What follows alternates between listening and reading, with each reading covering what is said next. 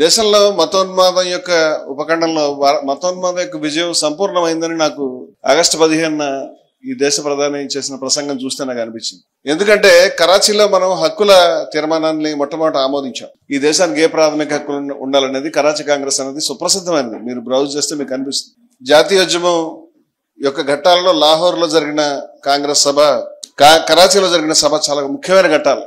లాహోర్ లో మనం సంపూర్ణ స్వాతంత్ర తీర్మానాన్ని ఆమోదించాం. రావి నది ఒడ్డున గఫార్ ఖాన్ నేతృత్వంలో చాలా మంది రెడ్ షర్ట్ వాలంటీర్లు ఎక్కడో వాయవ్య సరిహద్దు రాష్ట్రాల నుంచి నృత్యం చేస్తూ సంతోషంగా ఆ రోజు కవాతులో పాల్గొన్నారు. అటువంటి చారిత్రక సన్నివేశం జరిగినటువంటి లాహోర్ లో ఇవాళ పాకిస్తాన్ టవర్ అనేటువంటి ఒక టవర్, అది ద్విజాతి సిద్ధాంతాన్ని అక్కడే ప్రతిపాదించారు. లాహోర్ లో ఆమోదించింది ముస్లిం లీగ్. అక్కడ టవర్ ను కట్టారు.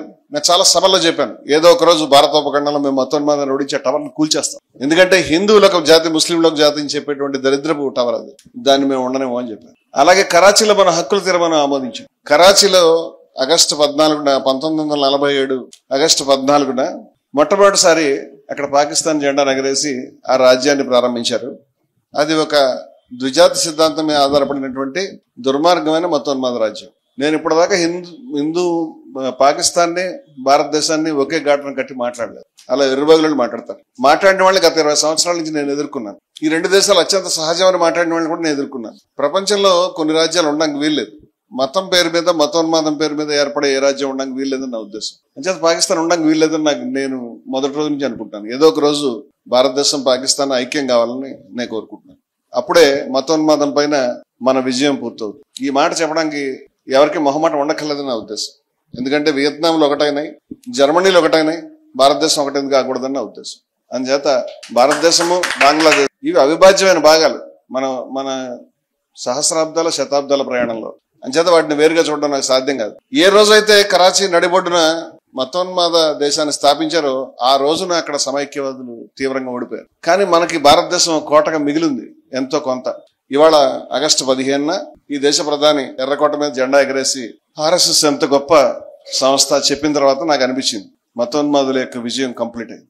We have lost bastion. మన చిట్ట చివరి కోటను కూడా మనం కోల్పోయాం. ఇది బిటర్ రియాలిటీ.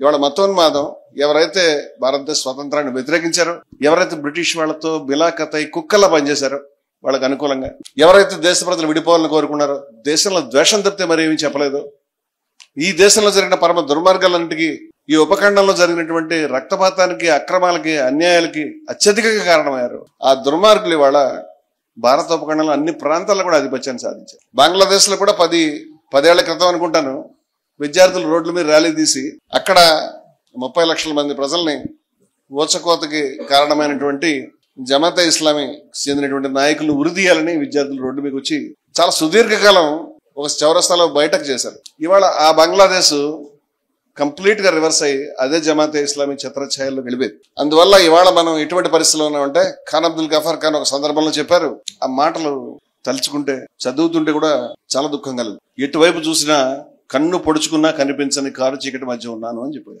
ఆ రోజు మతోన్మాదం ఈ రెండు దేశాల్లో కూడా ఆక్రమించి లక్షల మంది ప్రాణాలు తీస్తూ దేశ విభజన జరుగుతూ ఉన్నటువంటి దురదృష్టకరమైన క్షణంలో ఒక మహనీయుడైన వ్యక్తి మాట చెప్పాడు. ఆ మాట ఈరోజు సరిపోద్దాం అనిపిస్తుంది. కన్ను పొడుచుకున్నా కనిపించని చీకట్లో మనం ఉన్నామని నేను చాలాసార్లు అనుకుంటున్నాను.